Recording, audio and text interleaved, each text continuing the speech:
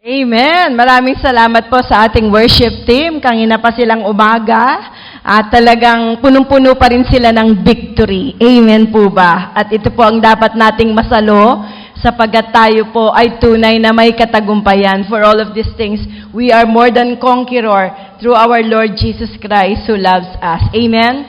Praise the Lord. Even as we continuously wanted to dwell in the presence of the Lord sa oras na ito, hayaan niyo po na patuloy lamang na madama natin kung paano po ang Diyos ay tunay na nagnanais na tayo ay makaniig, and just the same, tayo po ay nais po na makaniig natin ang ating Panginoon. I just want to share to you about tonight, about hosting the presence of the Lord. You know, we are in the mid of the year. Ito po ay June na, and mula po dito, there's so many things still that we wanted to receive from God. But if there is something that God wanted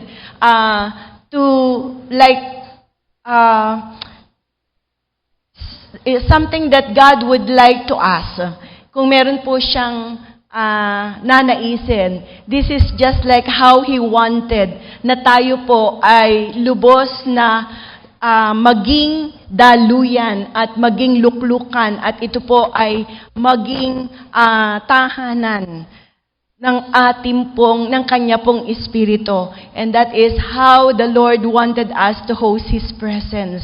Kung meron pong isang bagay na itinuro sa atin ng Panginoon, at alam ko ay siya po'y lubos na nalulugod, ito po yung kung saan ay nagkaroon tayo ng pagnanasa, na lagi po siyang makaniig, na lagi po siyang lubos na makasama.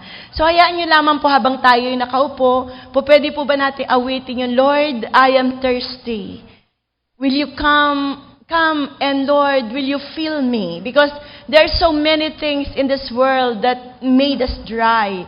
At marami pong mga bagay na po pwedeng makapagsak ng anointing o ng ating pong lakas, yung po mga tinatanggap natin sa Panginoon. But yet, the Lord is always faithful, na gusto niya po na ma-recharge tayo, patuloy ma-renew tayo.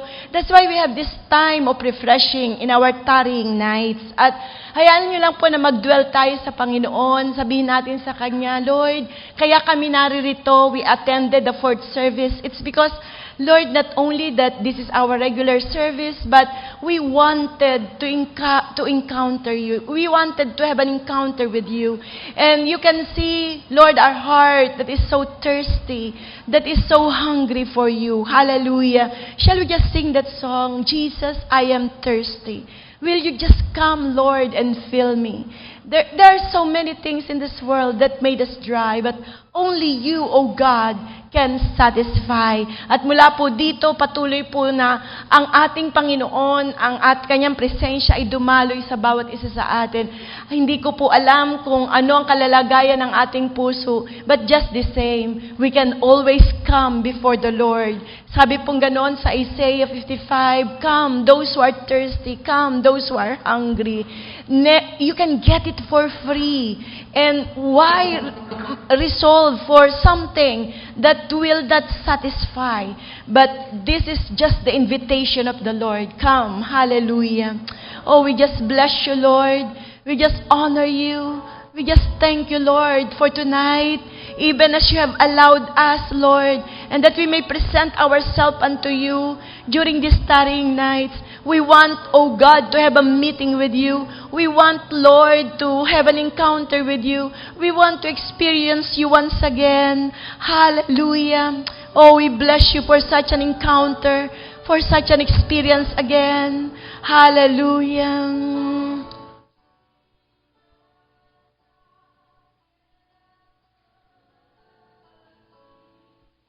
Will you come? Won't you come and fill me?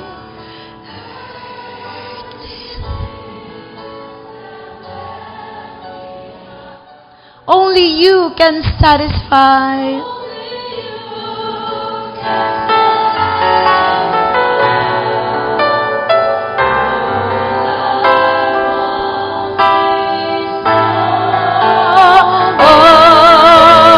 Of you.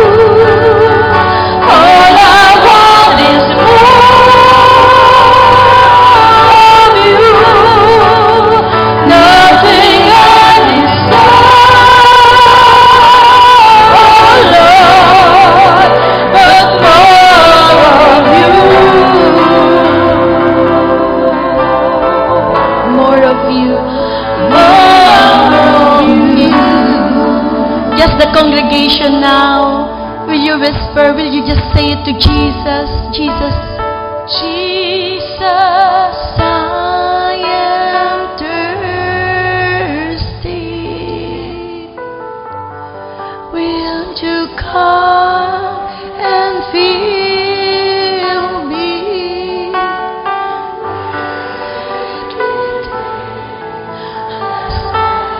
Me dry. Lord, only you can satisfy.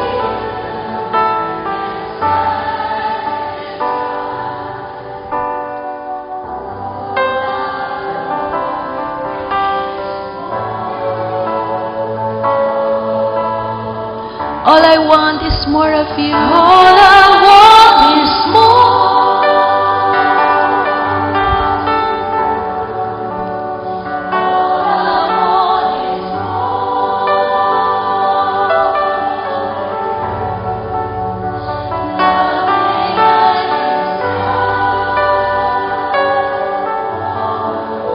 Oh, it's more of you. Oh, yes, Lord. Hallelujah.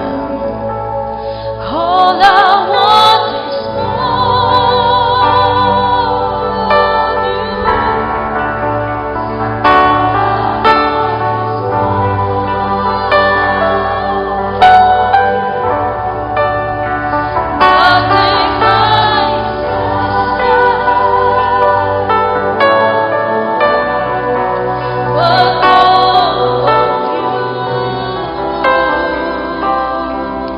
more of you. More of you. In Isaiah 55, the Lord is inviting us. Is anyone thirsty? Come and drink. Even if you have no money, come and take your choice of wine and meal. It is all free. Why spend your money on food stuff that don't give you strength? Why pay for groceries that don't do any good to you? Listen, and I will tell you where to get good food and fatten up your soul. Come to me with your ears wide open and listen, for the life of your soul is at stake. I am ready to make an everlasting covenant with you, to give you all the unfailing mercies and love that I have given to King David. Yes, this is what the Lord is saying. This miracle will make, hallelujah, the name of the Lord great, inasmuch as the Lord has given you that everlasting sign of God's power and love. Oh, blessed be the name of the Lord Jesus. We just want to present to you ourselves tonight. We just wanted, hallelujah, just to avail ourselves. Lord, you said, if we are willing and obedient, then you are going to give us the best of the land. Lord, we want to be willing. We want to become obedient unto you. And much more, O Lord, we want, Lord, to yield our spirit. We want to yield ourselves unto you. And so thank you for the mighty deposits that we are about to receive tonight. We thank you, O God, for that spirit of expectancy. Our hearts rejoice every time, O Lord, we hear your words. And these are the fresh manna from heaven that we wanted to receive again and again. Oh, dear Holy Spirit, thank you. We just want, hallelujah, hallelujah. Yes, oh God, to prepare a place that is so conducive for you to move, your Holy Spirit to move. Lord, let it be that you may find this place your habitation, even as we will talk about, hallelujah, hosting your presence. This is something, oh Lord, that is something that is great, something that it might be, oh God, very demanding, or even it is a great request, but yet, Lord, it might be ambitious, but just the same, we just want always to be in your presence, to be with your presence, oh God. Lord, we just want to honor you. Thank you, dear Holy Spirit, for being with us. Thank you, dear God. Hallelujah.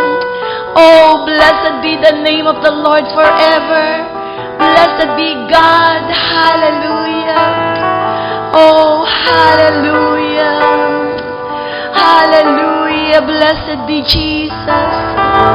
Blessed be God. Jesus. Jesus. Jesus. Can we just sing that song? Hallelujah. The more I seek you, Lord, the more I find you. Panginoon, habang kami lumalapit sa iyo, mas lalo ka naming natatagpuan. At habang ikaw ay aming natatagpuan, Panginoon, mas lalo ka naming minamahal. Lord, the more we get to know you, the more we fall in love with you. Hayaan nyo lang po ang puso namin, Panginoon, ay tunay na maigting, O God, na lumapit sa iyo sa gabing ito. Oh, dear Jesus, hallelujah. Oh, the more I seek you, Lord, the more I seek you, the more I find you, the more I find you. Oh, dear Jesus, hallelujah. The more I love you, I want to sit at your feet, drink from the cup in your hand, lay out against you and breathe, and feel your heartbeat. This love is so deep, it's more than I can stand. I'm held in your peace, it's overwhelming. Pwede po ba tayong lahat ay tumayo? Hallelujah. Oh, blessed be God.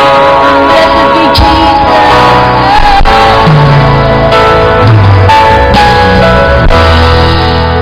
The more I see you,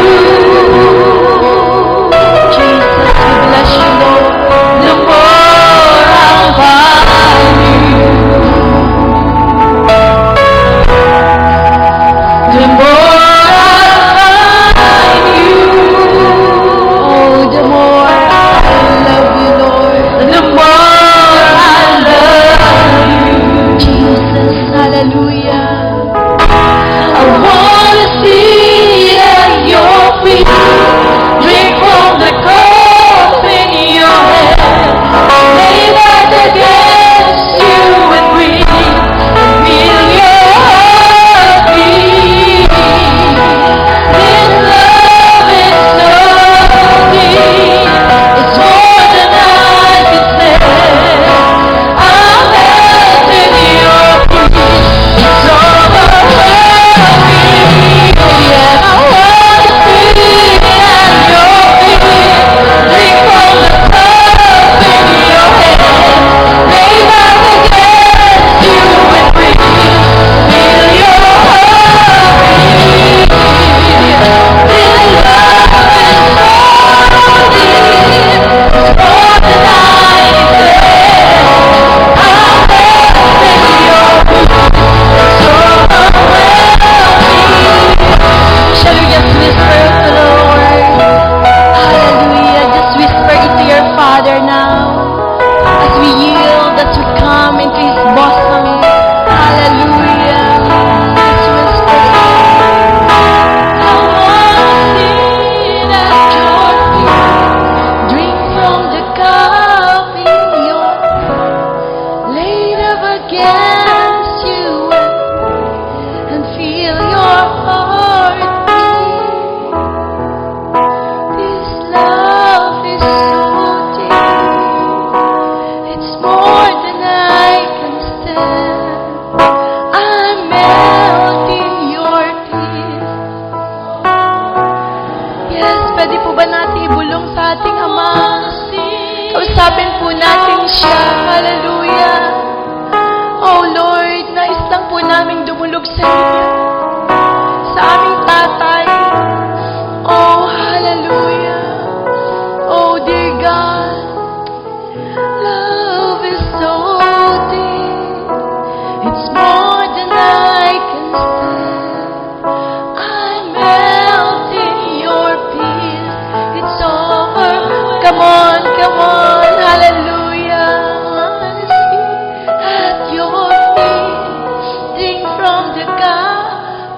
your hand.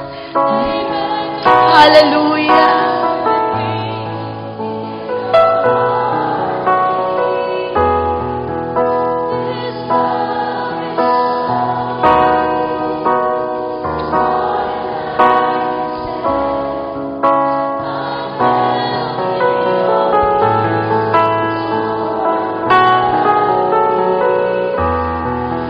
Dakilang Diyos, kami po'y lumalapit sa inyo. Panginoon, marapatin niyo po na kami ngayon ay lalapit sa inyo bilang aming Ama. At nais lamang po namin, O Lord, na sumantig, O God, sa iyong puso at sa iyong dibdib. Panginoon, makatagpo ng kapahingahan. At mula po rito, O Diyos, sa iyong pagyakap, kami po, O Diyos, ay napapalakas. May kakaibang kasiglaan. May kakaiba, O Diyos, na kaaliwan sa aming puso. O Panginoon, ang pusong ito na nagmamahal sa inyo, aning hindi lagi na nasasambit sa iyo ito. Pero sa puso namin, Panginoon, nais naming sabihin, kami nagmamahal sa inyo. Panginoon, insan pa kami ay dumudulog, nagpapakumbaba sa anumang mga pagkukulang na aming nagawa. Sa mga pagkakataon na hindi ka namin naalintana, Lord, minsan kami nakalilibot sa maraming bagay sa mundong ito, O Diyos, na nakakuha at nakapupukaw ng aming oras, ng aming pansin, at minsan maging ng aming buhay. Sa gabing ito, siyasatin mo ang aming mga puso. At marapatin mo, Diyos, na ang aming maging panalangin ngayon, tunay nga kami po'y maging karapat-dapat. Hiling kami ng isang bagay. We want to host your presence, Lord. Nais po namin kami ang mag-asikaso sa iyong presensya. Nais namin, Panginoon, na asikasuhin, O Diyos. Nais namin, O Lord, na ikaw ay aming paglingkuran. Nais namin na ang iyong paglapit sa amin, Lord, ang iyong Santong Espiritu ay tunay na maaliw sa mga pagkakataon, O Diyos, na kami po ay kasakasama. Lord, let it be tonight na maranasan po namin at ang aming panalangin, O Diyos, ay tunay na katugunin. Salamat po ng marami. Ito po ang aming samod dalangin sa makapangyarihang pangalan ni Jesus. Ang lahat po ay magsabi ng Amen and Amen. Hallelujah. We just bless you, Lord. We just honor you, O dear God. Hallelujah. You may be seated in the presence of the Lord. Binabanggit ko po kung paano na tayo po ay nagnanais that we can host the presence of God. You know, this is something that is so important, not only para po sa ating personal na buhay, kundi sa ating pong pamilya at sa ating buhay Kristiyano. At sa pamamagitan nito, naisin natin na kung saan ang Diyos ay laging naaaliw, lagi po siyang nahahalina. Meron po siyang nakikitang sisidlan na po pwede po siyang pagdaungan. At mula po dito ay malulugod siya. Sapagkat siya po ay tunay na pinauunlakan. Hindi po siya, lubos po siyang pinapansin at hindi po siya tinatalikuran. At ito po ang isang bagay na nais kong ibahagi.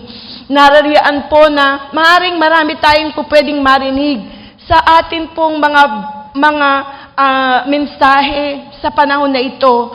Pero kakaiba po kung ang presensya ng ating Panginoon ay lagi po na nasa bawat isa sa atin.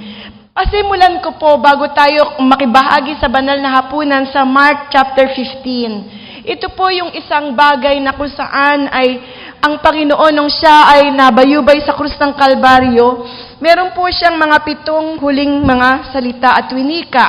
At isa po dito ay yung pong salita na kung saan lubos na napakahirap po para sa mga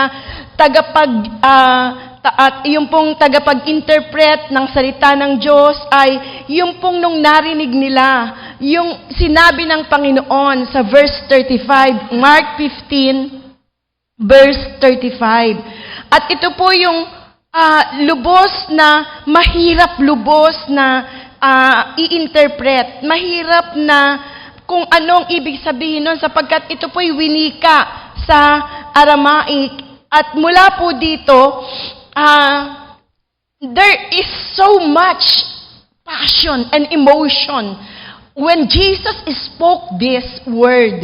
In fact, this is the most, I would say, full of emotion and very passionate, wherein he really cried out and opened up his heart to the Father, na siya po ay kumausap sa ating pong Ama. And so, there are so many who have heard this, na kung saan ay hindi nila ito'y naunawaan, because it is so passionate, it is so emotional, na ang bagay pong ito ay lubos na kanilang narinig. Ito po yung sa verse 35. You know, sinabi po, then Jesus called out, verse 34, when Jesus called out with a loud voice, sabi po rito, Eli, Eli, lama sabachthani.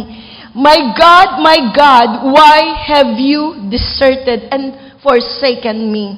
Mga kapatid, ito yung pagkakataon na kung saan si Jesus ay nanaghoy because now he can feel and he can sense that he will be alone by himself. Meaning to say, during the time of his 3.5 years of ministry, the presence of the Father is always with him.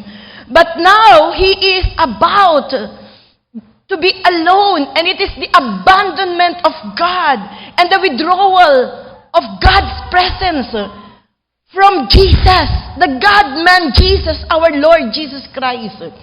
It is just like God will turn away from His Son because of the sin na kung saan ay inilagay sa Kanyang balikat. At wala po dito, the Lord turned away from His Son. And this is something that is so heavy sa puso po ng ating Panginoon because for every day in His life, from the time that He was birthed and conceived, the Spirit of God was upon Jesus. And now, this is the time wherein God is going to withdraw. The Lord is going to abandon our Lord Jesus Christ. That's why He cried out, my God, why have you forsaken me? Hindi po ito dahil sa pinabayaan ng Panginoon during the time na kung saan siya ay nagmi-ministry. Hindi po ito ay dahil sa kung saan ang Panginoon, ang Diyos Ama ay may pagkukulang. Kundi ito yung kung saan, Panginoon, bakit mo ko iniwan? Ito yung kung saan ay para bagang siya ay nananaghoy sa kanyang Ama sa pagkakataon na ito na ang Espiritu ng Diyos ay mawawalay sa Kanya. Mga kapatid, kung tatanungin po natin, what caused the death of Jesus? What caused the death of Jesus? What is the cause of Jesus' death?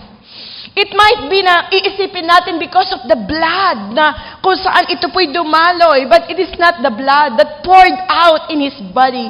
Neither it is the pressure, the pain, or the agony on the cross.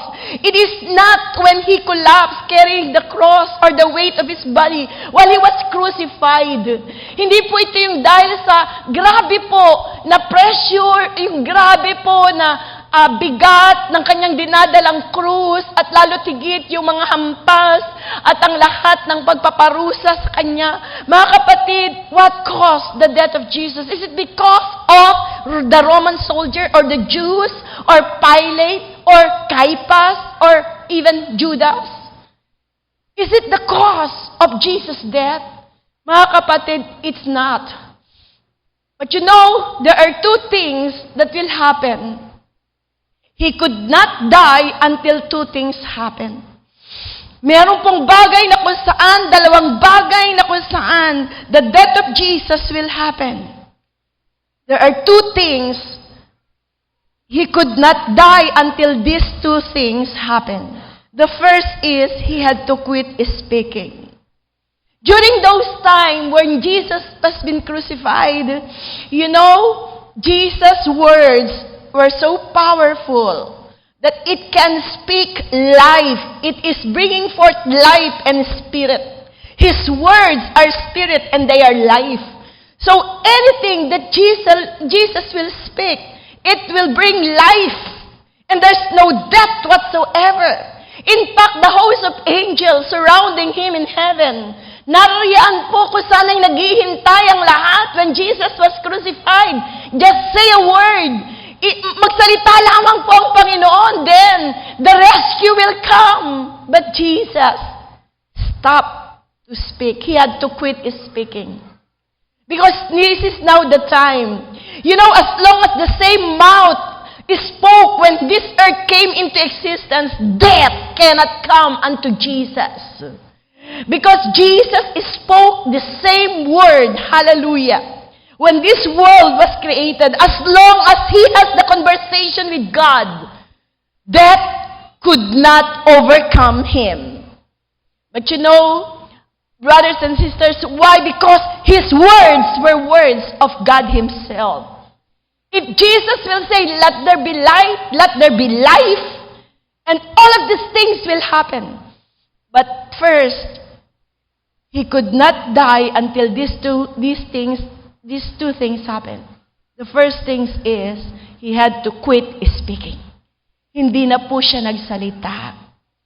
After that, sinabi niya, my God, why have thou forsaken me? And then it is finished. Mga kapatid, narariyaan ang Panginoon ay hindi na po nagsalita. And what is the second? Jesus will not die. He could not die as long as the presence of God is upon him. This is the time when he lifted up the ghost.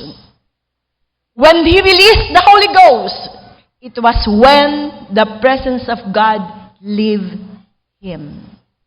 Mga kapatid, when he stopped speaking the word, which is life, and when he gave up the ghost, the very presence of God, that's the time that he died on the cross. Now, this is something that we have to note about, especially with regards to our spiritual life.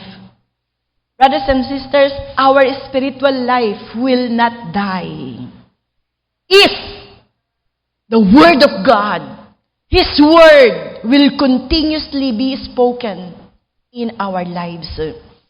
Brothers and sisters, what will keep you spiritually alive first is the spoken Word. The Spirit and the life, this is the Word of God. It will keep you spiritually alive. The death will not come. If the Word of God in your life is alive, and if you will continue to appreciate and to recognize the Holy Spirit, then you will never die and will never lose the presence of God. There are so many Christians who are spiritually dead. Katulad po doon sa 7 churches, doon po sa Smyrna na kung saan ay sinabi, this is the congregation of the dead. Yes, they are attending the church. Yes, they are present. Yes, they are physically present, but spiritually they are dead. Mga kapatid, what will cause your death spiritually? Ano po ang makapagpapatay, makapangihina, makapagbibigay ng panlalamig sa ating spiritual na buhay? If you will give up, if you will stop speaking the Word. Because the Word of God is alive. The Word of God na kung saan ito po yung ating kinabubuhay, it is the promise. Ito po yung ating pinanghahawakan ng salita ng Diyos. As long as there is a living God who will continue to be faithful to His promise, yan po yung sinabi ni Jonathan Edwards sa kanyang pagpapatuloy ng paglilingkod sa Panginoon. I will never quit as long as there is the promise of God, as long as there is that eternal God who would always be faithful to what He had promised. Mga kapatid, the Word of God is life. And then the Spirit of God. You know, what will keep you spiritually alive is the very presence of God in us. And this is the very presence na kung saan gusto po ng Panginoon na manahan sa bawat isa sa atin. Gusto po niya na kung saan siya po'y palaging inaanyayahan natin. Gusto po niya yung makasama natin siya. Gusto niya po ay naroroon siya palagi at napapansin natin siya. You know, when the presence of God was unveiled, he was ashamed and he was naked. When there was an encounter with Adam after they fall, napansin niya kung sino siya, and he had seen his need, and he was ashamed and because he recognized that he was naked. Mga kapatid, it is because the presence of the Lord was unveiled unto him, and he had an encounter with the Lord. At mula po dito makikita natin how important it is for us to see the reality of who we are. Mga kapatid, we will be needing the presence of God. We don't want to walk with hypocrisy. We don't want to walk as a Christian na kung saan we are frozen. We are para pang, ito po yung mga namamified, ito po yung parang naglalakad na patay. Kundi tayo po ay kung saan spiritually alive.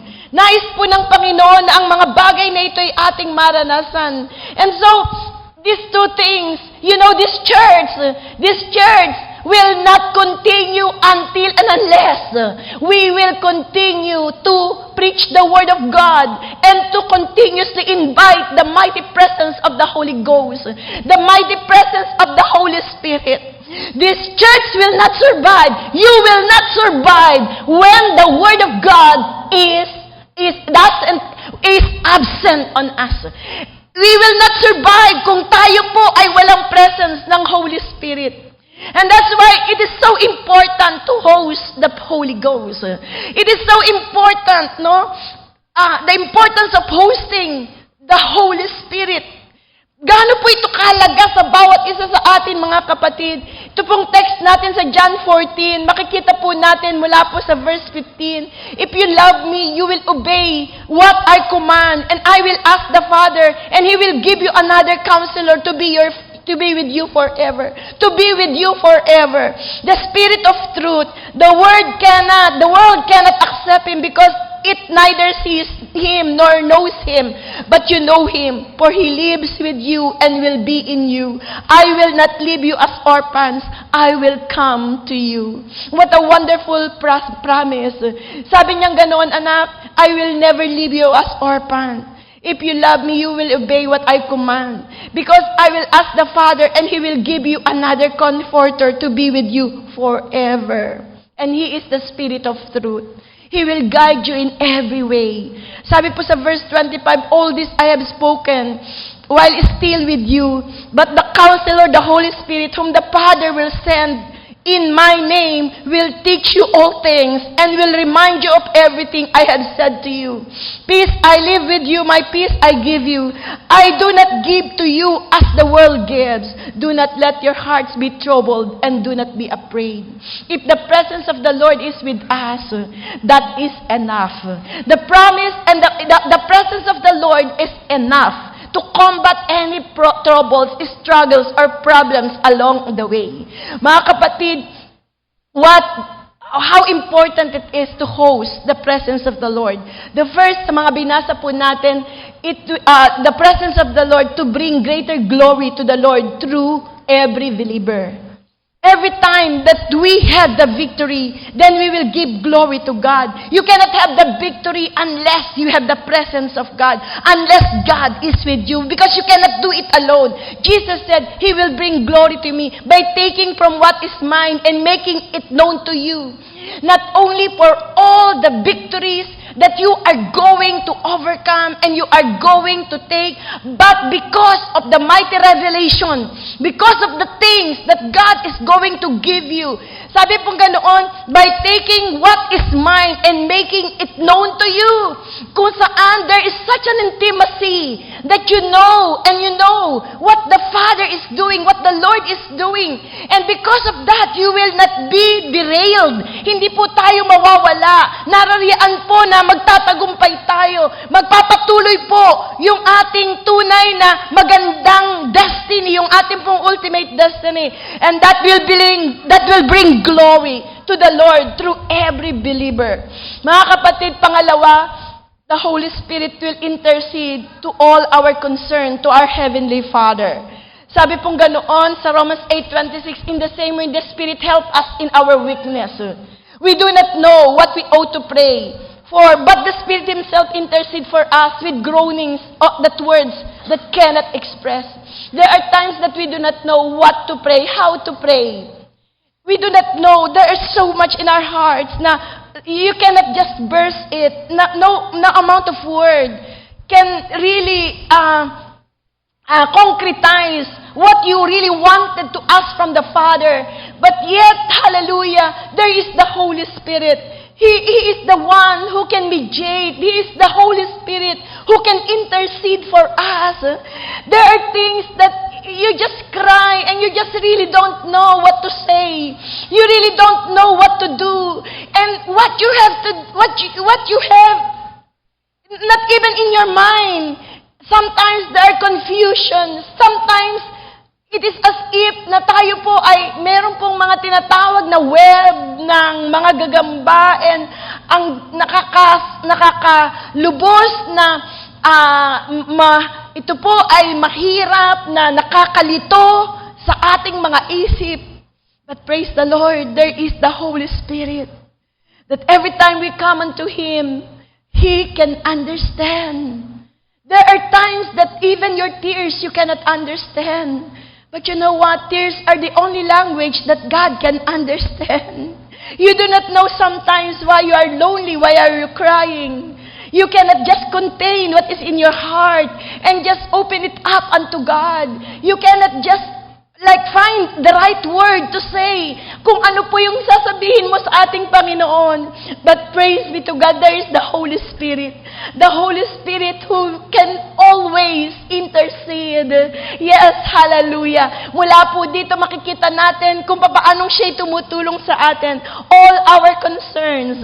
Ang mga bagay na kung saan ay hindi po natin ma-express Kanya.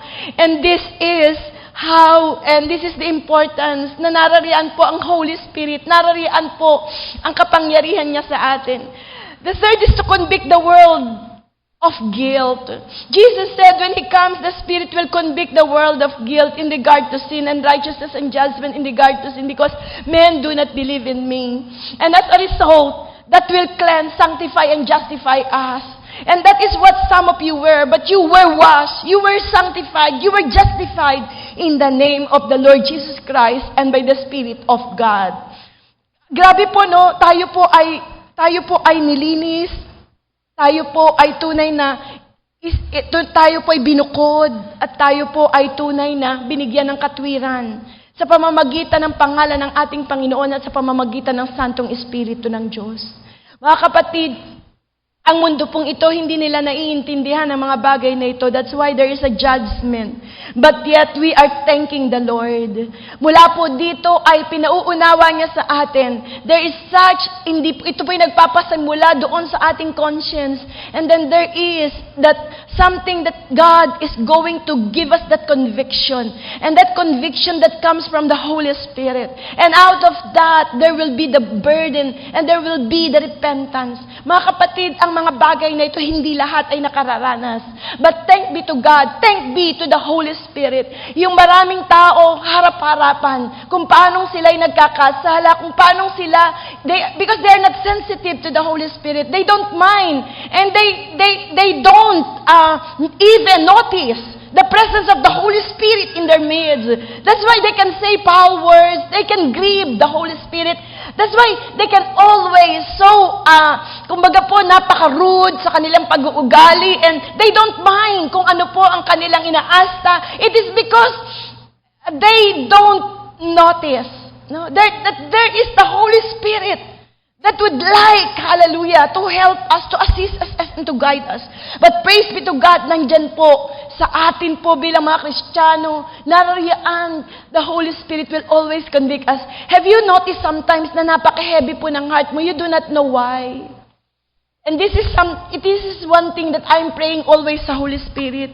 Sabi ko, Lord, dear Holy Spirit, give me no rest. Give me no rest every time na magkakamali ako sa iyo.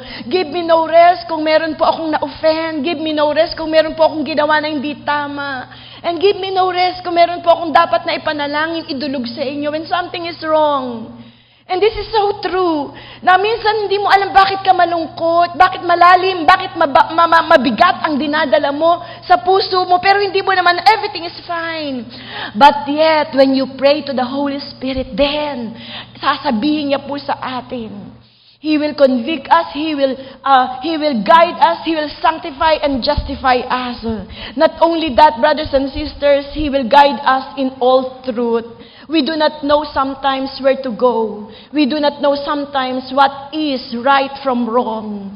Pero mga kapatid, Jesus said, but when He, the Spirit of truth comes, He will guide you in all truth. Hallelujah. Napakasarap po because we are not omniscient. Hindi natin alam ang lahat. We do not know sometimes, even though you have that reverence from the Lord, you really doesn't want to grieve the Holy Spirit. You really doesn't want to step ahead of God. But yet, tayo po'y nagkakamali. Tayo po ay pumapalya. But yet, because the Holy Spirit is there, sabing ganoon, He will guide you in all truth. He will not speak on His own. He will speak only what He hears, and He will tell you what is yet to come. Hallelujah. Hindi lamang po yung bagay na kung saan ay tatahakin mo, kundi kung ano pa yung pupuntahan mo. Hallelujah. And this is so wonderful na kung saan andyan po yung Holy Spirit. Anak, huwag mong kakausapin ng taong yan. Anak, ganito, dito ka pumunta. Anak, ito ang maganda mong gawin. Kung papaano na sa bawat hakbangin, mga kapatid, narariyaan na tuturuan po tayo sa tamang tao. Dadalhin tayo sa tamang lugar. At tunay na tayo ay kanyang bibigyan ng katalinuhan sa lahat ng ating ginagawa. And this is the work of the Holy Spirit. This is how important. Now, also, He comforts us in times of trouble. Sabi pong gano'n ni Pablo, who comforts us in all trouble so that we can comfort those in trouble with the comfort we ourselves have received from God. And this is something na ang Holy Spirit, He will always just be there to comfort us, especially when we are alone. There are deep things sometimes. There are sorrows that are too deep that you cannot soothe it. But Jesus, the Holy Spirit, really can go deeper into our hearts so as He can comfort us. He also will refresh us daily with hope and love. Ang sabing ganoon ni Paul, and hope doesn't disappoint us. Hindi po tayo nawawalan ng pag-asa because God has poured out His love into our hearts by the power of the Holy Spirit whom He has given us. Romans 5:5. Because the love has been shed abroad into our hearts by the power of the Holy Spirit whom He has given unto us. Mga kapatid, He refreshes us daily. There are so many things that suck us sa mundong ito. Marami pong nakapag-awa, wala ng lakas natin. Pag tayo po ay lumabas lang, grabe ba na po, charge ka, tapos ubos kagad yung baterya mo. Narariyaan po na marami ang mga bagay na makapangihina sa'yo. Pero the Lord is going to refresh us. The Holy Spirit is going to refresh us daily with hope and love. And what else? To regenerate us. Tayo po'y binabago niya from glory to glory. And it all started when we got born again. Nung tayo'y pinanganak sa Espiritu. Hindi po sa laman. Hindi po sa katawan. Kundi tayo po'y ipinanganak sa Espiritu. Kaya ang tawag sa atin, we are born again. And from there, nabago na po ang lahat. At mula po dito, tayo po ay nagkaroon ng pag-asa nabago po ang ating buhay at tayo'y naging matagumpay. Susunod po, He remind us of important truths we forget. Jesus said, the Counselor, the Holy Spirit will teach you all things and will remind you of everything I have said to you. Siya raw po ay magre-remind ng mga bagay. Ipapaalala niya sa atin yung mga hindi natin naaalala. Ito yung kung saan i-remind niya sa atin kung paanong lapitan mo ang nanay mo sapagkat siya ay dapat mong aliwin. O maaaring dapat ay may kausapin kasi yung kapatid sapagkat nangangailangan sila ng payo. Ito po yung mga ibubulong ng Santong Espiritu na kung saan ay from nowhere, narariyan po na ito ay gagawin mo. Ito po yung kung saan ay dudukot ka ng kaunting love gift o ikaw ay magbibigay doon sa isang tao na ibubulong ng Panginoon sa iyo. Ito yung, wow, God is going to remind us. I-remind niya sa atin, anak, nakalimutan mo na humingi ng paumanhin doon sa taong iyon. Sinabi ko yun sa iyo kagabi. At ngayon, dapat ay iyong gawin. Hallelujah. Minsan ay yung sa kakaunti, dapat magdala ka ng sandwich para naman may pagkain yung mga makakasama mo. Mga kapatid, kakaunti yun. Akala natin simple lang, pero it's the Holy Spirit who is speaking to us. Narariyan po siya na paraging nagre-remind, katulad po ni Jacob. Nung siya po'y nakipag-wrestle sa ating Panginoon. And then sabi niya ganun, i-bless mo lang ako. At mula dito, ibibigay ko sa iyo ang 10% ng lahat ng blessing. Mga kapatid, biruin ninyo out from nowhere, ito yung ni-remind sa kanya. And there are times that God is going to remind us, anak, hindi mo pa naibigay yung ikapu. Anak, hindi mo pa naibigay yung special offering mo doon sa birthday mo. Anak, hindi mo pa naibigay yung love gift mo doon sa isang tao na sinabi ko sa iyo. At ito po yung nangyari kay Jacob. I-remind niya, at mula dito, doon nagmula yung grabe pong kayamanan ni Jacob. Si Jacob po ay napakayaman. At dito po natin makikita kung paano sa kanyang gabay, tayo po ay kanyang pinagpapala. Tayo po ay kanyang pagpapalain. Lastly, siya po ay magpapalakas sa atin. Sabi pong ganoon, but you will receive power when the Holy Spirit comes on you. And you will be my witnesses. Narariyan po na tayo ay kanyang palalakasin.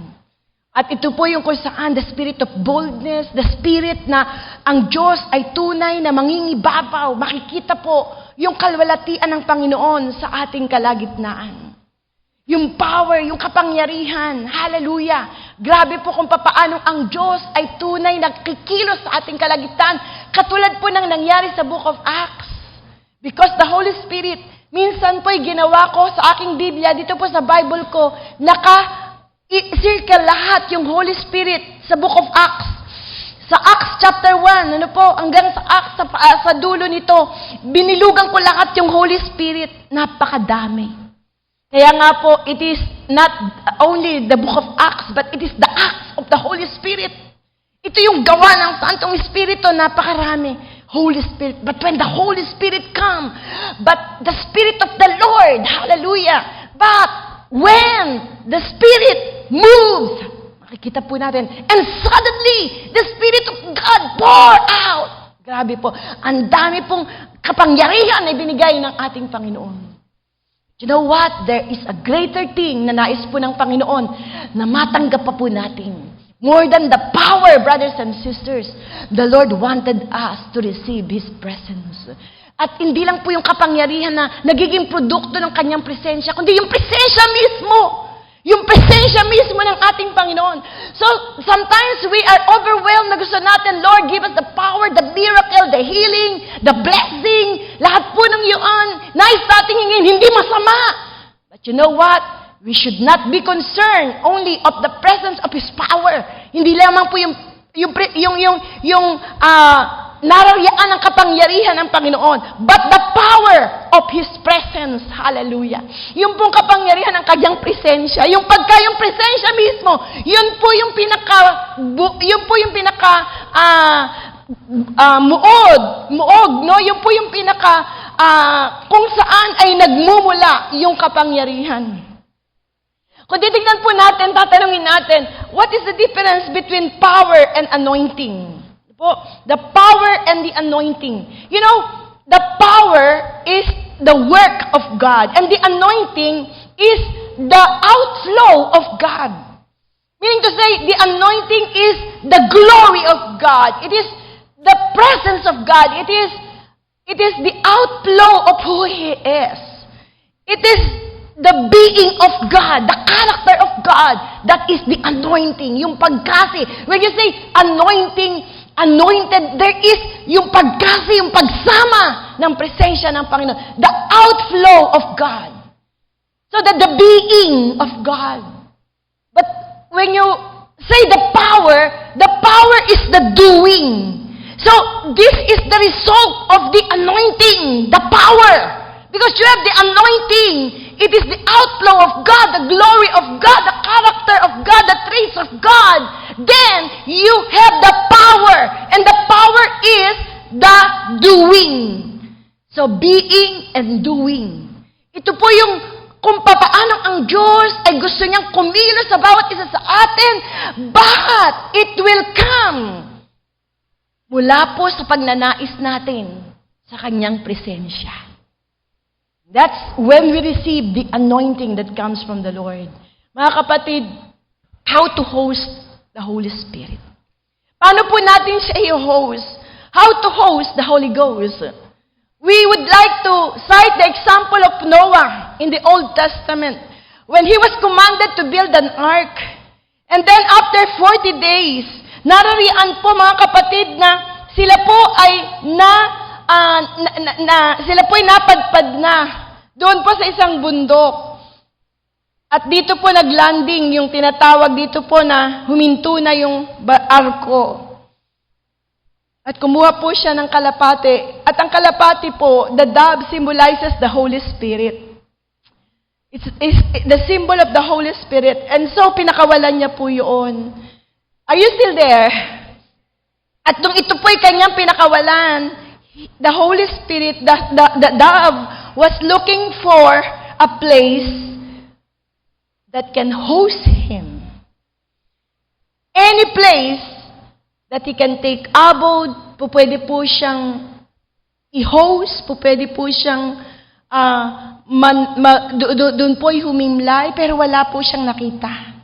You know, the Holy Spirit is so clean, it is so pure, so white, na ang nakikita niya po yung putik, yung remnant po ng baha, remnant po ng tubig. At hindi po niya ito lubos na po pwedeng ilagak ang kanyang malinis na paa. So it's the same thing, mga kapatid. He was looking for a vessel, but there was no vessel wherein somebody or a place that can host him. It is because it is dirty, something that is not conducive for him, for the Holy Spirit, to dine and to take abode. And so he returned back. At pag-return po niya, mga kapatid, narariyan po, makikita po natin sa kanyang pangalawang pagkakataon na siya po ay pinupunta and then nakakita po siya ng olive tree. At mula po doon ay kumuha siya ng branch at bumalik po siyang muli. Because he knew for sure that Noah is somebody who wants always to host the very presence of God. And so the dove returned. At mula po dito ay ibinigay po niya, meron po siya sa kanyang mouth, a branch of olive. No? Narariyan po na makikita po natin yung olive branch that represents the new creation. There is a new season. There is something new. And that olive tree, of course, represents the oil. And from that oil, then, it comes from the branch na kanya pong kinuha, the new season. There is a new beginning. And you know what? Makikita niyo po roon, because there is a new creation, there is peace, and it will bring anointing. And yung anointing ngayon, yung po yung sinasabi ko, the difference between anointing and the power. It is the presence of God. And the olive branch was in his mouth. And out from that mouth, the new beginning, the new creation, will speak the new language of the dove. The sweet spiritual language that you can hear from his mouth. And this is just like how and what will happen when we host the Holy Ghost. Mga kapatid, in the life of Noah, makikita natin kung paano there is always a new beginning when you host the presence of God. There is always a new season. There is a time of refreshing. There is the newness. There is a visitation of newness. There is the branch wherein in his mouth, with an olive branch, mga kapatid, na naroroon po sa tuka ng kalapate. Narariyan po, you can hear and you can speak the language. You will begin also to speak the language of the Holy Spirit, the language of the dove, the sweet spiritual language. Hallelujah.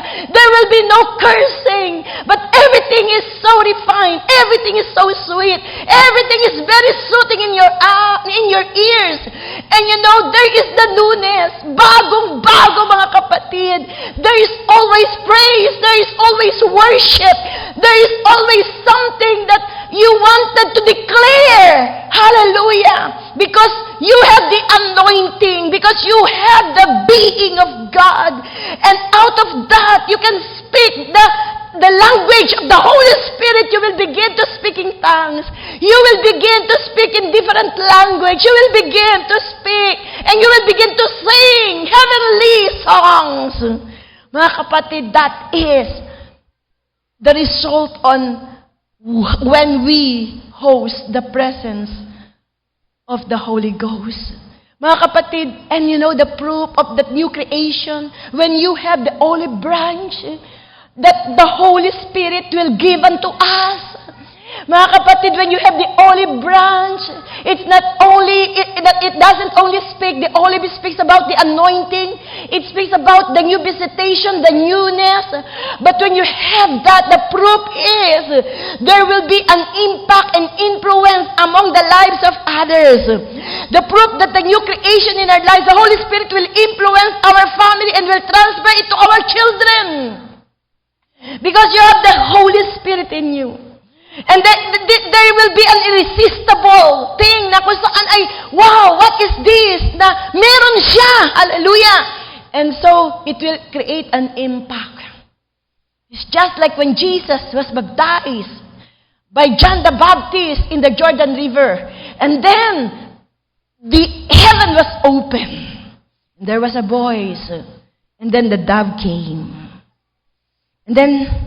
And so the dove, when the dove came, that symbolizes the Holy Spirit. The dove remains. The dove remains in him. The dove remains in Jesus. To Jesus. And this is what we wanted. It's not just a visitation. It is not just an event. It is not just a one single act. It is not just one single experience or encounter. But we wanted the habitation of the Holy Spirit in us. Hallelujah. Will you say amen to that? Come on, shall we just give praise unto the Lord? Hallelujah. Hallelujah. Yes. Tayo pong lahat sabihin nga po natin, not just a visitation, but the habitation of the Holy Spirit. Amen. It's not just a visitation, but it is the habitation. Ito yung kung saan hindi lamang ikaw ay binisita tapos aalis na. Hindi lamang pagkatapos ngayong pari, ngayong gabi, pagkatapos ay wala na. Kundi kung saan ay daladala mo ito. Daladala mo hanggang sa ikaw ay umuwi, matulog, hanggang sa ikaw ay magising. Narariyan po na kung saan ito po ay tunay, everything in you, every talk, every walk is God. Every walk is God. Every talk, every thought is God. That is just when the Holy Spirit habitates in us. And it is just like we want, of course, because we want the Holy Spirit to take abode in us. We want the Holy Spirit to habitate in us. We want Him. We want to host Him. Nais po natin siya na kung saan ay lubos na tanggapin. At siya po ay manahan sa bawat isa sa atin.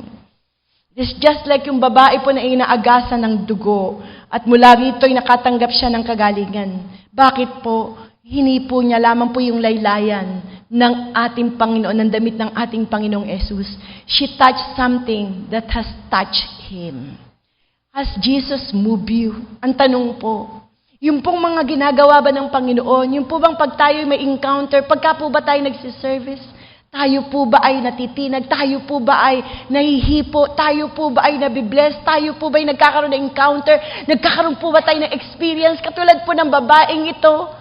Mga kapatid, at mula po doon, because of that, it's the encounter with the Lord, the experience of God's presence, that they have been with the Lord, and there is something that is irresistible with them. Ito pong mga disciple, nung dinescribe sila sa book of Acts, sabing ganoon, itong mga taong ito uneducated, pero there is something that is unstoppable, irresistible unto them, and it is because they have been with Jesus. Yun po yung sinabi sa kanila. Because they have been with Jesus. Mga kapatid, if you have an encounter with Jesus, katulad po ng babaeng ito na inaagasan ng dugo, and then he had an encounter with Jesus, he managed to touch only the hem of Jesus' garments. And then, mula po dito mga kapatid, nag-flow yung pong anointing, nag-flow yung pong kagalingan. Is it the same sa bawat isa sa atin that every time we will have an encounter, it will also flow, it will also give an impact and influence in others, sa ating pamilya, sa ating pong mga kasamahan.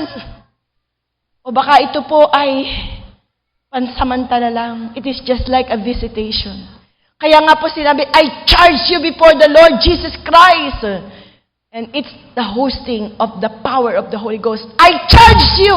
Ang ibig po sabihin ay tayo po ay para bagang sa baterya, talagang charge po tayo, talagang ito po ay puno, ito po ay loaded. Hindi po ito yung kung saan ay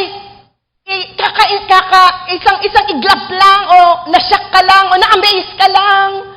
Pagkatapos po ay nawala, natuwa ka lang, pumalakpak ka lang, isang iglap. Pagkatapos po ay wala na. Ito'y na-overwhelm ka sa ganda ng awitin ng ating worship team, na overwhelmed ka sa tugtugan. But how did Jesus touch you? Ikaw ba ay na-move? Ikaw ba ay natinag? At mula po dito, makikita mo kung paanong ang Diyos ay tunay na lubos, nakikilos sa ating buhay. Mga kapatid, ang maalala po natin, of course, dito ay si Moses. Sa Exodus 33, siya po yung sinabihan ng Panginoon na kung saan ay sasamahan siya ng kanyang mga anghel. Pero ang sabi sabi ni Moses, Lord, kung hindi rin lang ikaw personal ang sasama sa amin, hindi na po kami aalis. Mga kapatid, the angel and God's army are important, but there is nothing that can replace the presence of God. Will you say amen to that? Amen. It takes time, brothers and sisters, hearing His voice, prayer, worship, revering and studying the Word.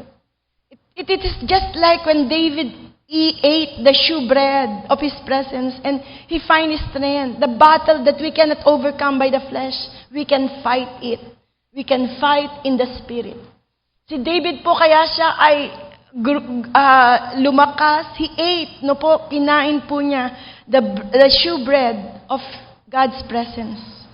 And because of that, it is not him, but it is God who worked in him in this battle.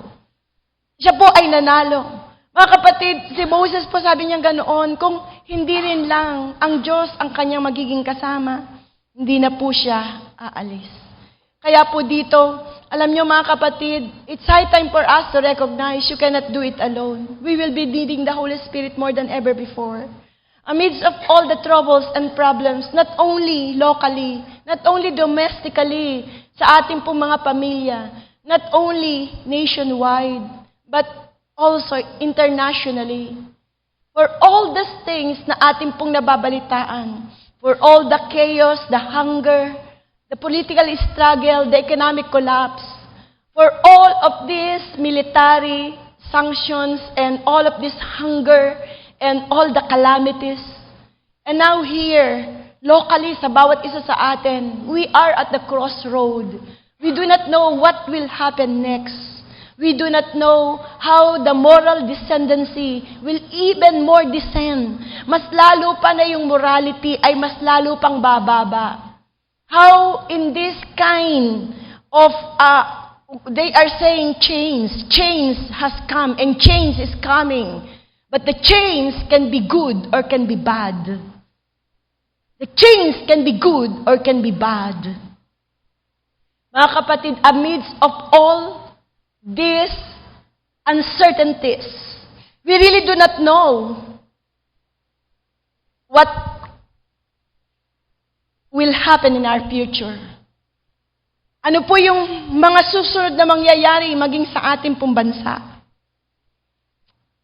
Pero one thing we know, you cannot fight it in the flesh. Hindi natin po ito kayang labanan sa ating laman. We cannot fight our battle, our problems, and our struggles in the flesh. We can only fight by the Spirit. And we must be fighting in the Spirit. It's not by might, nor by power, but by the Spirit of the Lord our God. Amen. Amen. Hallelujah. Oh, blessed be God forever. Hallelujah. Come on, let there be praise in the house.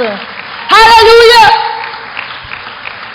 Alam po natin, mga kapatid, na kung saan ang Diyos ang tunay na lalaban sa atin. But how we will be needing much more the power of the Holy Spirit. And so, for all the struggles and for all the things na kung saan ay ating pong kaharapin, kakailanganin po natin ang kapangyarihan ng Diyos. Because if you get the power of His presence, you will experience the presence of His power. Mga kapatid, because if you get the power of His presence, you will experience the presence of His power.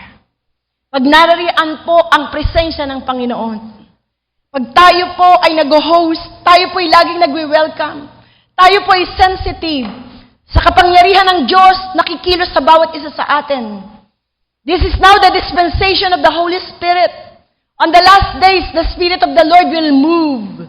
And like a flood, hallelujah, it will really flow and it really draw us like a flood driven by Jehovah's breath. The Lord is going to pour out His Spirit upon all flesh. Tayo po ay lubos na pupuspusin niya. Tayo po ay pupunuin niya ng kanyang kapangyarihan. And so, we must always covet. And we must always host the Holy Ghost. Yung kung saan ay gusto natin na siya po ay tunay na manahan sa atin. Siya po ay tunay na laging naririto sa ating kalagitnaan. You cannot surely fight the battle. Sa lahat po ng ating ginagawa ngayon, if you will see it in the natural, you cannot stand. You cannot really figure out, you cannot really understand. Hindi mo alam kung ano mangyayari, but you are just holding on unto what He has promised. And this is my covenant, saith the Lord. My spirit will not be taken away from you.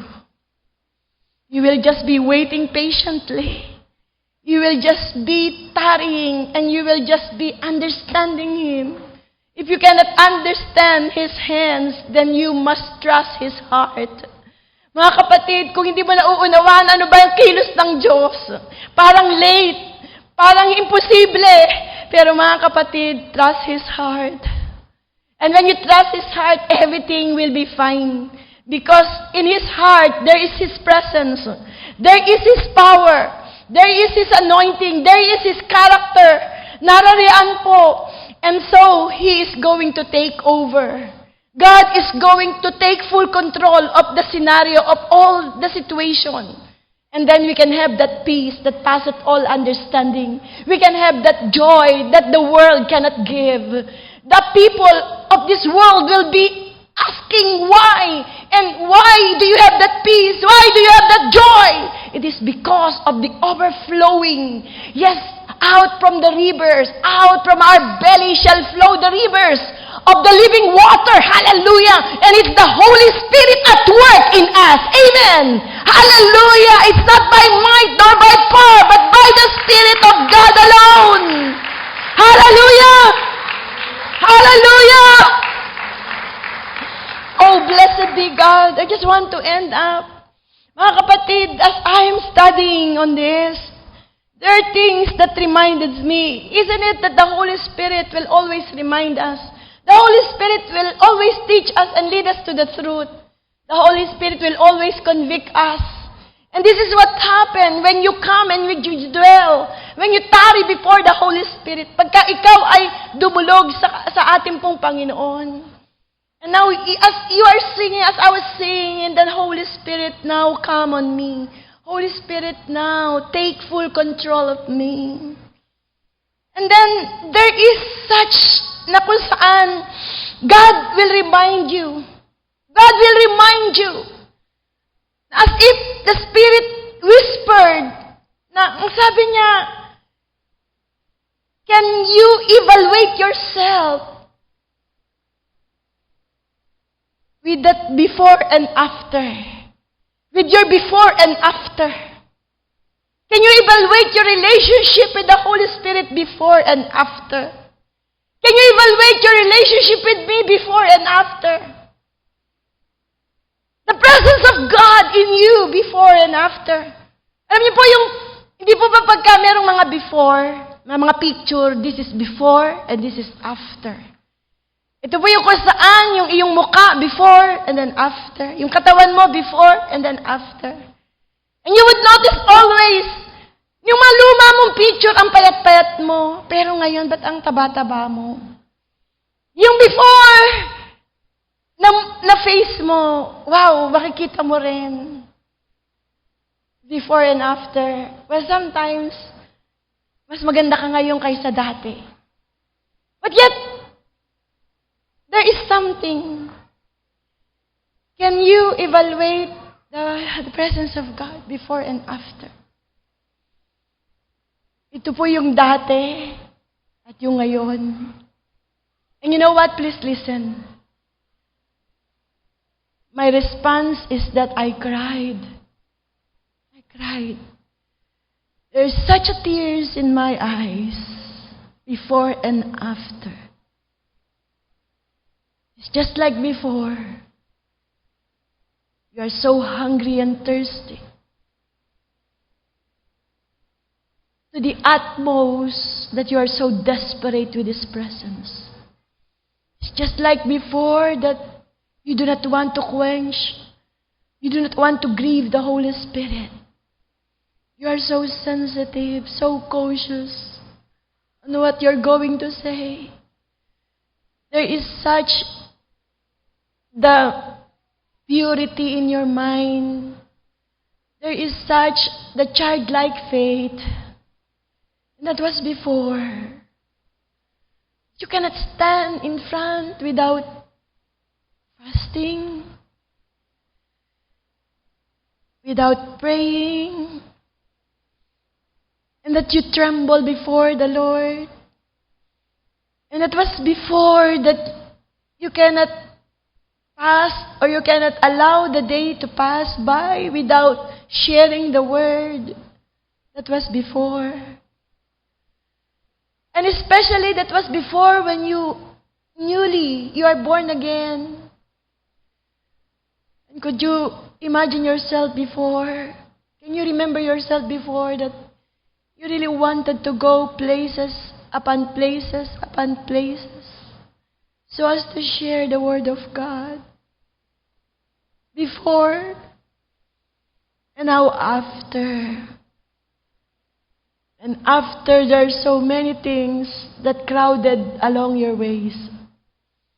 There's so many disturbances, the noise in this world, the pollution around, how your mind has been polluted, how you have lowered your standard, and how the things of God, the priorities and our duties and responsibilities as Christians were forgotten. As if this is not a priority. As if this is not a mandate. This is not a co-mission.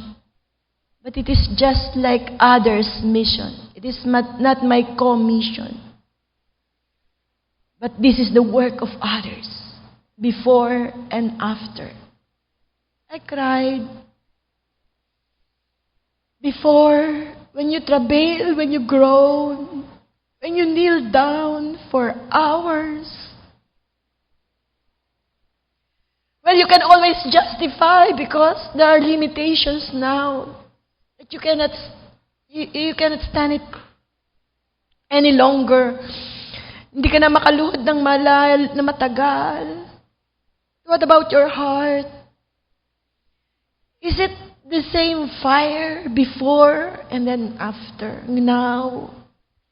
Before there was no Facebook, there was no internet, there was no too much restaurants, too much of the things of this world, kung saan tayo po ay inaanyayahan. And that is something na kung saan ay kumukuha ng ating atensyon, ng ating oras, at ang malungkot, minsan yun na ang buhay mo. Yun na yung kung saan masabi lang na ikaw ay Kristiyano, a-attend ka sa service, 2 oras, yung 1 oras itinulog mo pa. Yung kalahating oras late ka pa. At pagkatapos po nito, sa'yo na ang lahat. Before and after. Mga kapatid, can we evaluate how much we love the very presence of God before and after? How do you love His Word? Paano po yung Word of God na ito po'y love letter? Umiiyak ka. Andyan po yung istabilo mo. Nandyan yung punong-puno na po yun ang sulat luha. Pagkatapos po nito, narariyan ka na kung saan ito'y ibabahagi mo. Meron kang memory verse. Pero ngayon, ang kwentuhan na po ay yung kung anong nangyari doon sa probinsyano. Ano nangyari kay FPJ ba yun? Ano nangyari doon sa mga nobela o sa telenobela? Yung artista na nakipaghiwalay. Mga kapatid, saan kayong restaurant kumain? Saan maganda ngayong pumunta? Anong bagong mall? Ano yung mga bagay na kung saan ay, well, these are all, this is what now is consuming yung mga Christian, not only the world, but the Christian. Wala po sa ating itinerary, yung DJ, aatan ka, yung ikaw ay mag-one-on-one, ito po yung sa schedule mo na ikaw ay magpapamali, altar. Ito yung sa schedule mo na pupunta mo yung isang kaibigan mo, sisharean mo ng Word of God. What is now the status of your before and after? Honestly, ako po I cried. But you know, the Lord is not a hard taskmaster. Sabi ko, Lord, I really miss those days when you will just be so dependent upon the Holy Spirit. You do not have anything. You have nothing. And yet, you are so bold. Punta ka sa Tala Leprosarium and then you will just be bringing isang bilao pong puto. You will hug them. You will shake their hands. You will share the word. You are so bold and yung pong kung saan ang lahat ng bagay, parang, wow, yung grabe po kung papaano na every walk, every talk, every thought, every heartbeat of your being is God. Pero what about now, before, and then after? I do not know. I would just want, nais ko lang sabihin ng isang bagay. We will be needing the Holy Spirit more than ever before. Marami po tayong kalaban ngayon. Marami pong aaya sa atin. Marami tayong pagpipilian. Marami pong po pwedeng gawin. Bisitahin mo yung Facebook mo, maglalaro ka, sasagot ka dun sa mga email mo at magbabasa ka ng buhay ng lahat ng tao. Mula sa paggising nila, yung damit nila, yung kinain nila, yung pinuntahan nila. Lahat yun mababasa mo. But before, ang binabasa mo yung kasaysayan ni Kristo. Mga kapatid, let us get right with God. Let us host the Holy Ghost. Let us invite Him in our lives. Let us invite Him to take abode in us. And so from there, He will guide us. He will tell us of the truth. And He will remind us of your before and after. He will remind us. Shall we bow our heads, dear Heavenly Father? We just want to come to You. Bilang Ama namin. Panginoon, salamat sapagkat ganito kakapersonal mangusap sa amin. Panginoon, yung pong maliit na tinig, ngunit napakatamis kung magsalita sa amin. Paano mo kami kinakausap? Katulad ng pagkausap mo sa amin, ligaya, kamusta na? Pwede bang maalala mo yung nakaraan at ngayon? And the only response is you will just cry. There is such a burning desire to be still on fire, to fan into flame the Spirit of the Lord in us.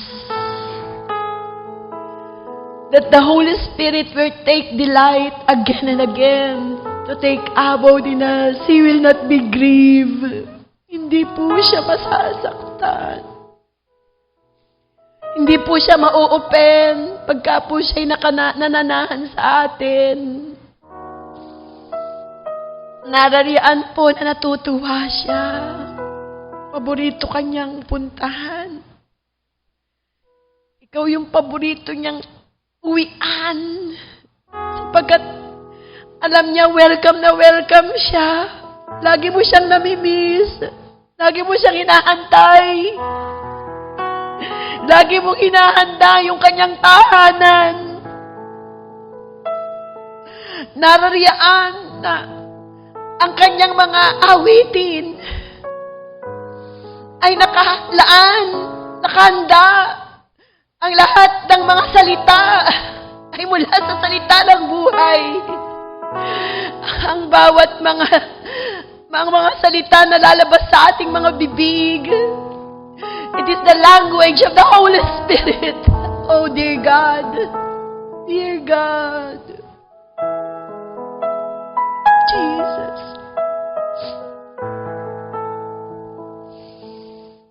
Lord, I know You are preparing us because there are challenges ahead.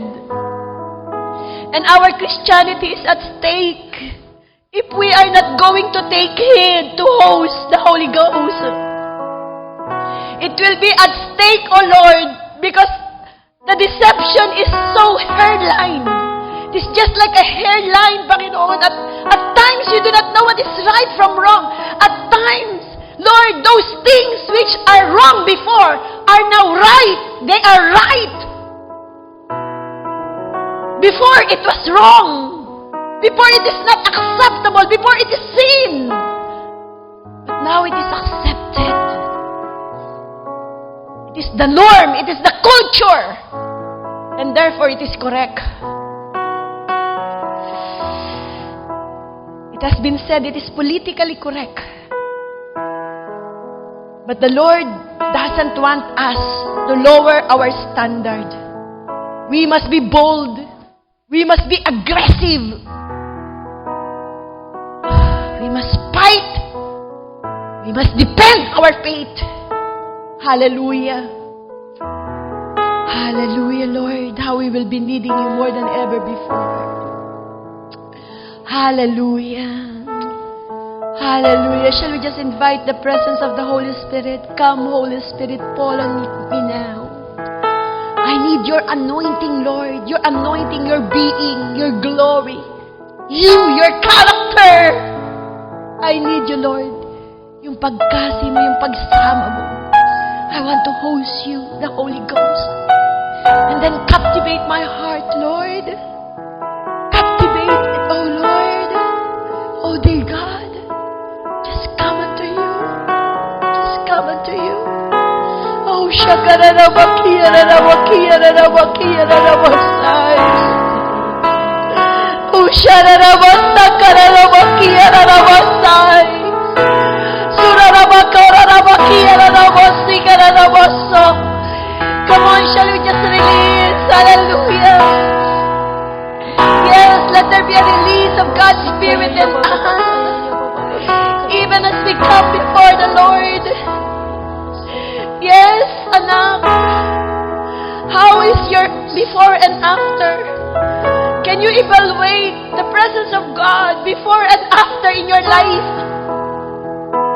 What was before and what is now after? What happened after?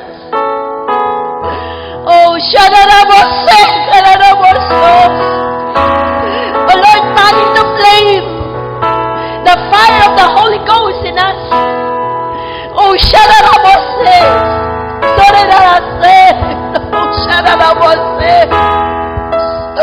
Oh, halalabose, obose, halalabose. Oh, halalaso. Before, with such a compassion. Before, Lord, when we have nothing, and Jesus is everything. But now if we have everything, then we seem to forget Jesus. Because we have everything, then we tend to do everything for ourselves, and Jesus is nothing. Oh, shararabase. Surarabakurarabase, kararabaso. Uwasakararabaso.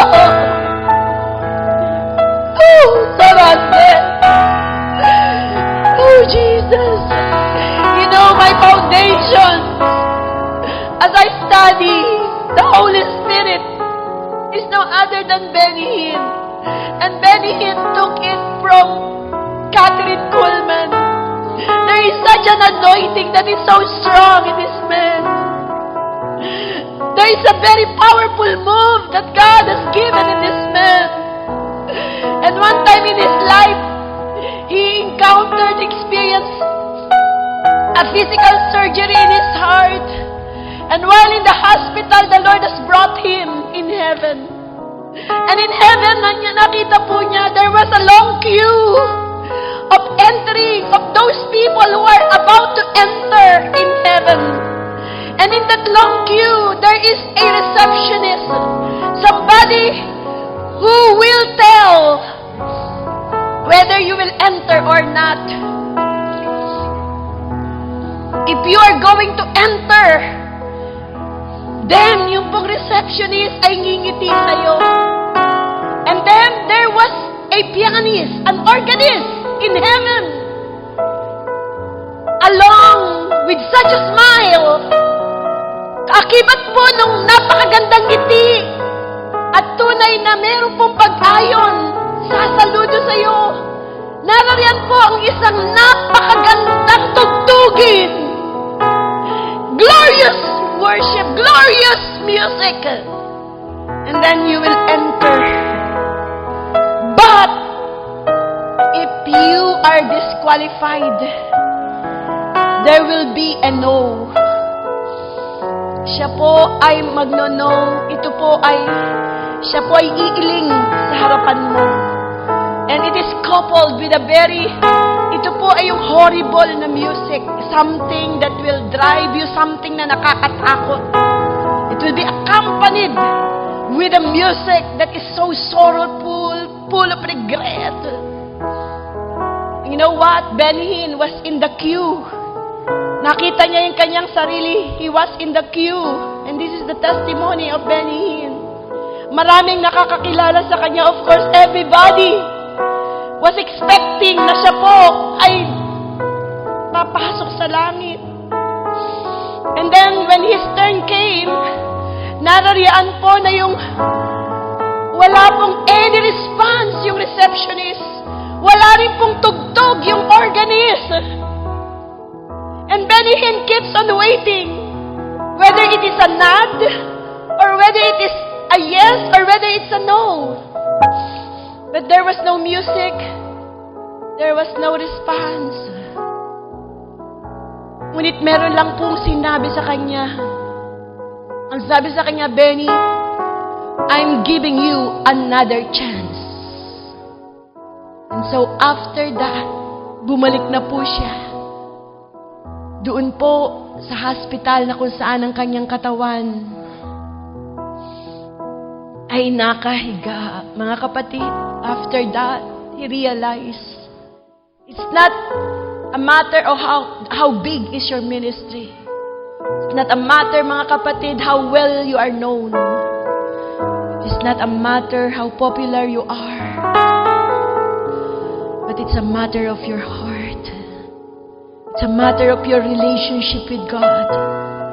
It's a matter how you have hosted the presence of God, the sincerity. And He acknowledged it, brothers and sisters. There were 7 years na kung saan siya po ay nagpre-pretend lang. Siya po ay nagkakaroon ng kasalanan. Anong oras pong yun, alam niya malayo siya sa Holy Spirit, but the Holy Spirit keeps on moving for the people, because of the people. There is a long queue. And the saddest part of his story is this. This is what he disclosed. With that long queue, he noticed that only 20% went to heaven.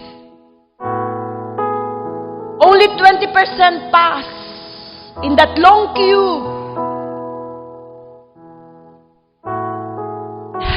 Nung binasa ko po yun, mga kapatid, grabe po yung kabigatan. Sabi ko nun, Lord, kung nga 50% ang papasok sa langit sa atin, umiiyak na ako, Lord. You had given us a big ministry. And yet, kung ganito lang po ang makakwalified, we will be accountable on this. I cried. But how much more if it is only 20%? Oh, let this be just a warning, but it will not be the reality. Sana po ito'y warning lang, hindi po ito ang katotohanan. Because from this time forth, we will get right with God. It's time to get right with God. It's time, brothers and sisters, to be so sensitive, to honor, to revere, and to host the Holy Ghost. Hallelujah. Shall we all arise? Oh, dear Jesus, we just come unto you. We pray, Father. Will you lift up your hands to receive the Father's blessing? After hosting the Holy Ghost, and as the Spirit entered into our hearts, as we have offered our hearts before Him, even though unworthy as it may. Yes, the Lord is ready to bless you. In the days of your trouble, may the Lord be with you. May the God of Jacob keep you from all harm and may protect you. May He send you His help, His aid from His temple, His sanctuary in Zion. May the Lord remember with pleasure the gifts, the sacrifices you have given Him. Yes, all those burnt offerings. May the Lord grant your heart's desire and fulfill all your dreams and your plans. May there be shouts of joy when we hear the news of your victory. Flags flying with praise to God for all that He has done for you and for your family. May the Lord answer all your prayers. And may you continuously declare, the Lord God, the God who is from the highest. Yes, He is the God who sent us this great victory. Yes, some nation boast of armies and weaponry, but our boast is in the name of the Lord our God. And yes, hallelujah, we are going to arise and stand firm and be very sure that God, He is the God who has given us our victory, the Lord our God who have heard our prayers. And now may the Lord bless you and keep you. May the Lord's face shine upon you. May God be gracious unto you. May the Lord continuously strengthen you, uphold you with His righteous hand. May God, hallelujah, bestow upon you that favor and that honor, that overflow, that abundance. Yes, that divine enablement with His divine protection, provision, and most especially His divine presence. The anointing, hallelujah, with that olive branch, with a new season and a new beginning, a new generation that will pave the way for the name of the Lord to be lifted up. Yes, this is the Father's blessing. The God who will not withhold any good thing from you. The God who is able to do exceedingly, abundantly, more than you can ever think or dream of. Yes, He is our Father. He is Jesus, the God who reigns